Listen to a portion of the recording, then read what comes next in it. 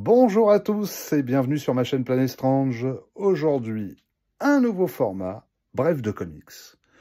Un format que je souhaite plus court que les bulles d'air.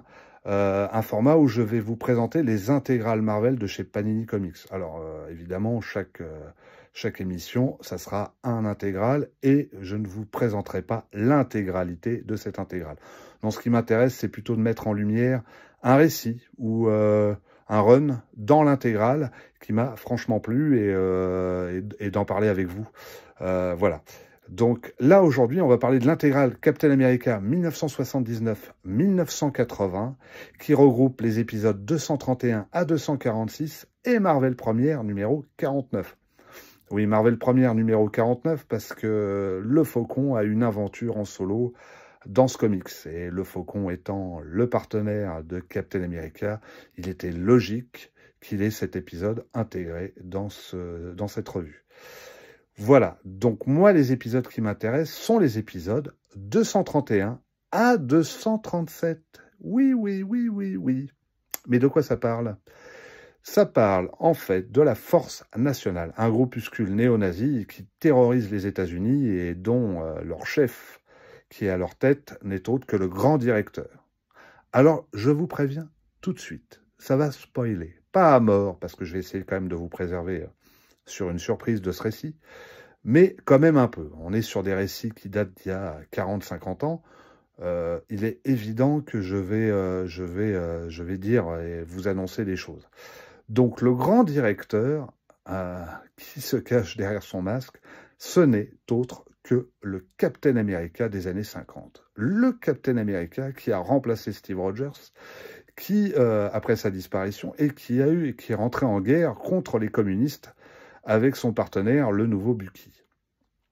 C'est lui qui va affronter Malik, le Red Skull communiste, le Red Skull qui est responsable de la mort des parents de Peter Parker, si on part sur ce récit-là. Et que Spider-Man va rencontrer en Algérie lors d'un des voyages, de son premier voyage à l'étranger. Ce Captain America des années 50 s'est réveillé dans les années 70 et plus précisément en 1972 et a affronté Steve Rogers et le Faucon. Les idées sont très radicales de ce personnage, donc Steve Rogers se retrouve confronté à un peu à ce qu'il a toujours affronté lui-même. Quoi qu'il en soit, le grand directeur est manipulé par un autre méchant, un autre antagoniste qu'on appelle le Dr Faustus, qui est le grand psychiatre et ennemi de longue durée de Captain America. Donc c'est un personnage roux, barbu, avec une forte corpulence qui rappelle fortement celle du Caïd. Le docteur Faustus utilise des produits psychotropes et hallucinogènes pour retourner le cerveau de ses patients et en faire des machines à tuer ou des fanatiques. Et c'est ce qu'il a fait avec le Captain America des années 50. Avec sa force nationale, ils vont affronter les habitants de Harlem et des ghettos, évidemment dans l'objectif de les exterminer. Et l'un des proches de Captain America, un personnage important, va se faire influencer par le Dr Faustus. Et les circonstances de ce qui vont se passer par la suite sont véritablement dramatiques.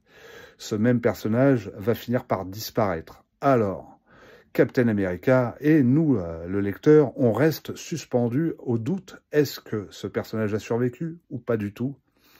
Ça, vous le découvrez dans l'épisode 237 et la réponse est plutôt dramatique. Et c'est ça qui m'a plu dans ce récit. C'est la manière dont Roger Mackenzie a amené la mort de ce personnage de la vie de Steve Rogers. Et cette mort va changer radicalement la vie de Steve Rogers, même s'il va y avoir des épisodes de transition après, que je ne vais pas vous parler dans cette intégrale, si ce n'est, bon, le seul épisode qui peut avoir un peu d'intérêt, c'est la première rencontre entre le Punisher et Captain, qui fait la couverture de l'intégrale. C'est les épisodes qui vont nous amener au run de John Byrne, et par la suite, changer complètement la vie de Steve Rogers, qui va finir par devenir architecte. Donc cette mort n'est absolument pas anodine. Elle est aussi importante que la mort de Jean Grey dans les X-Men, ou de de Gwen Stacy pour Spider-Man. Dans cette aventure, Captain America, qui va affronter le Dr Faustus et la Force Nationale, va se retrouver aidé par un autre super-héros qu'on nomme Daredevil, que vous connaissez tous, je n'ai pas de doute là-dessus. Voilà, donc moi, sur cette intégrale-là, qui est quand même mi-figue, mi-raisin, puisque les épisodes qui suivent sont vraiment des épisodes de transition et n'ont pas vraiment un intérêt particulier, je retiens surtout ces épisodes du 231 au 237, que je trouve fascinants, et c'est dans ces récits-là que j'adore justement Captain America, et la manière dont il apprend la mort de ce personnage est assez bouleversante et très très bien menée. Voilà, donc je vais vous présenter maintenant l'intégrale en question, hein, parce qu'il n'y a pas de raison. Donc vous avez ici l'intégrale 1979-1980.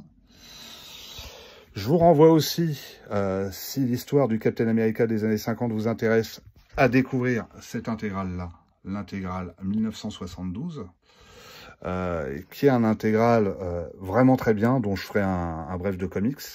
Et enfin, si vous voulez gratter toujours sur le Captain America des années 50, je vous invite à découvrir Décennie, dans les années 50, que vous avez ici, et qui est un pot-pourri des aventures de ce Captain America des années 50.